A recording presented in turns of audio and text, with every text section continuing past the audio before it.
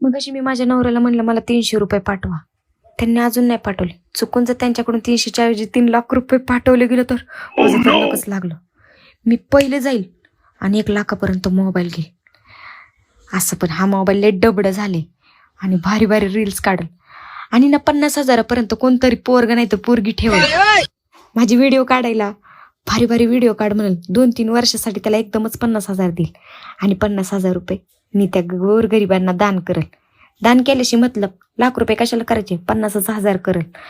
आणि आता उरलेल्या 1 लाखच मी जाऊन मस्त मला पैकी ना साड्या घेईल, मेकअपचं सामान घेईल 50,000पर्यंत.